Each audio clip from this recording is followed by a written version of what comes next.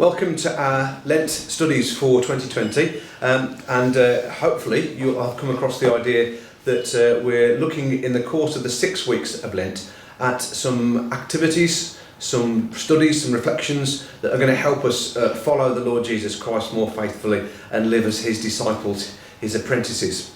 The Church of England this year has invited all of the churches to use this book called Saying Yes to Life by a woman called Ruth Valerio, and it helps us to think through our care for God's creation. All of us must be aware of the challenges of the climate emergency, climate change and global warming, and the Archbishop of Canterbury, who's Justin Welby, has asked us, all the churches in the Church of England, to think seriously about what we as Christians can do to be a part of the changes that are needed.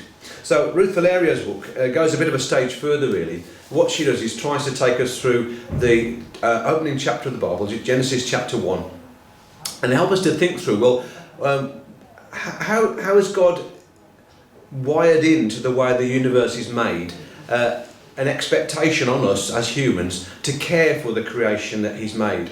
And she goes through in a whole series of different steps to say, well, what is the responsibility that falls to us to look after God's creation?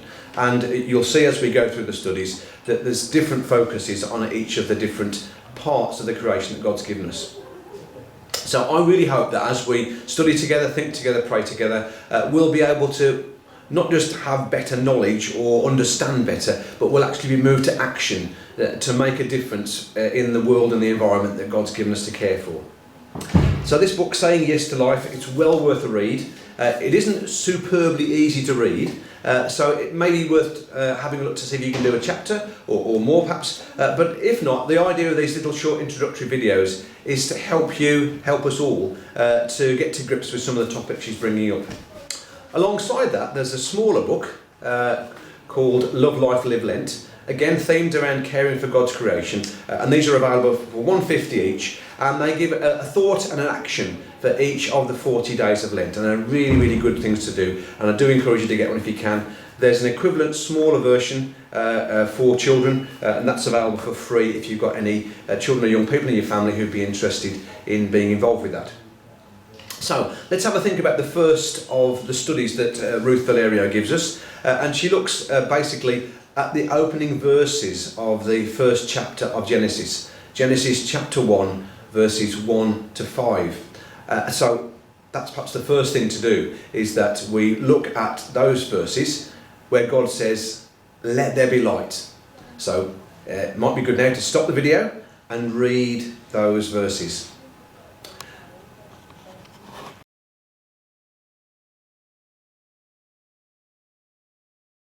So having read Genesis chapter 1 verses 1 to 5, what can we see? God speaks and it happens. It's not like other accounts of creation that were around at the time when this account of creation was written. Ruth Valerio in the book sets out some features of other creation stories from other religions at the time, where there's conflict going on amongst the gods. And this is a stark contrast to what we see in Genesis. God, Supreme God, speaks, and out of the chaos brings order, out of the darkness brings light. It tells us God is powerful and his word alone is enough. That idea of order out of chaos, creation from nothing, light from darkness, and the light and darkness being separated. And that's a theme which is picked up in many parts of the teaching of the Bible, about how light is an image for God's presence and God's wishes, God's desires for his world to come about. We know that Jesus talks of himself as the light of the world, not suggesting he's the moon or the sun, but that he invites us to think about, well, what does difference does light make in our lives? So think about at the moment where light is in our lives and in our world. Jesus using that metaphor, I'm the light of the world, to get us to think about the difference that having him in our lives makes. Without him, we're in the dark. We're lost and unable to find our way. And we also need to think about lighting our world today, which for nearly all of us means electricity. And most of the world means electricity equals burning fossil fuels, more carbon dioxide. There's a video to watch later on in this session where there's an interview with somebody who's from Costa Rica and talking about the impact of global warming and climate change that have coming about as a result of carbon dioxide increases since the Industrial Revolution.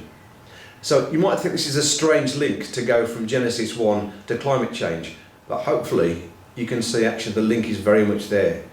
When God says, "Let there be light," God also separates out light from darkness. And it's worth a watch of that video before we go any further.